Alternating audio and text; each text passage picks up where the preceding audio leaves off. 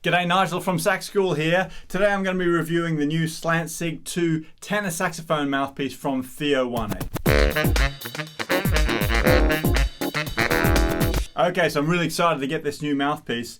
I've been using Theo mouthpieces for the last, 2 or 3 years or so and absolutely love them. And actually I've been using the Ambica for all of my recording, which I think is a brilliant mouthpiece. So I was quite keen to try this new Slant Sig tenor. So this is what it looks like. It comes in a lovely vintage style box. And of course, the whole idea of this mouthpiece is that it's kind of a reissue of the classic Link hard rubber mouthpiece. This comes in a bag. And this is what the mouthpiece looks like. It's a beautiful looking mouthpiece. And straight away I can tell it's got more of a baffle in there than my other mouthpiece. It's not as open as the Ambica. So I'm going to stick it on and let's have a listen.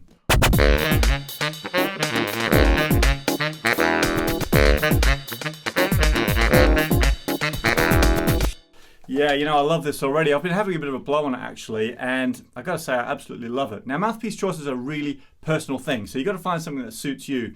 For me, I play in a whole range of styles and I'm recording every single day, so I need something that's very versatile, and which is the reason why I chose the Ambica, because yeah, it's a really dark mouthpiece, but I can get a real range of sounds out of it. But one of the issues with this mouthpiece, and I don't think it's an issue, but it's one of the things you need to overcome with this mouthpiece, is that it's super, super dark, which means sometimes it's difficult to get a bit of projection in the sound. Now, what I like about this mouthpiece is straight away, you've got that extra little level of projection in there, but you've also got the darkness.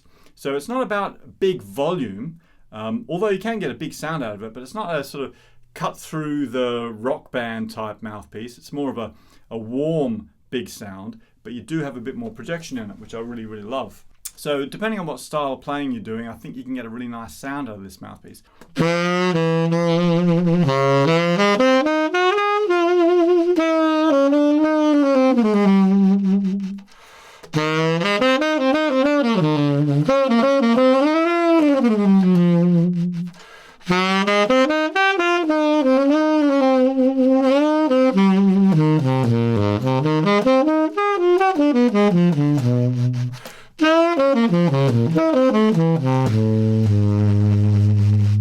So I can get a really lovely warm sound right down the bottom, and actually the altissimo works quite well too. I just like the fact this feels really, really open, and yet I've still got a bit of a dark sound. What about like a rock and roll sort of sound?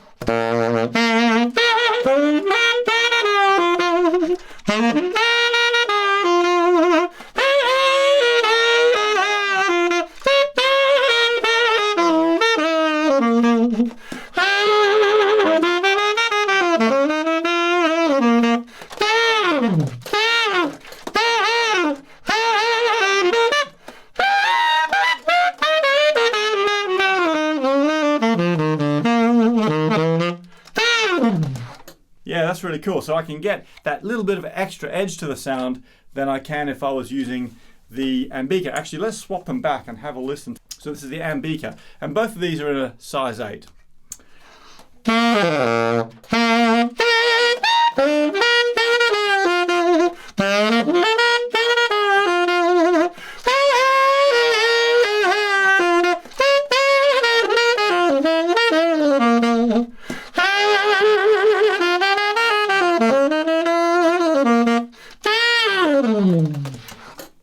Okay, so I'm more comfy with this mouthpiece because I've been playing it for longer, but I hope you can hear the difference there. To me, here in the studio, I can hear that the Slant Sig has just got that extra bit of edge, a little bit of extra bite in there. And you know, if you're playing in a live situation where you were really close to your audience, that'd be really cool, because I think when you're playing in an intimate setting, then sometimes some metal mouthpieces can just be a little bit overwhelming. So it's nice to have something that's got that bit of edge, but isn't like going to rip your head off, if you know what I mean. I reckon you could get a pretty good, even a contemporary pop or a smooth jazz sound out of this mouthpiece too.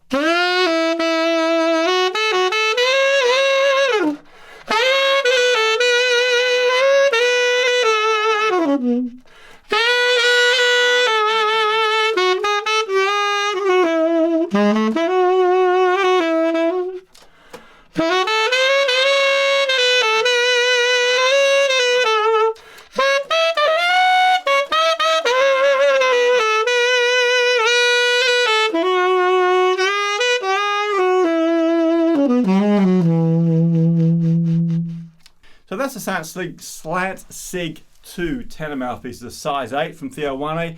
Actually, you know what? I really like this mouthpiece. I think it's super versatile. So if you're like a straight ahead jazz player or looking to play in a more intimate setting, or you like the dark sound but with a little bit of edge, then I really think this is a great mouthpiece, because the other thing about it is super stable.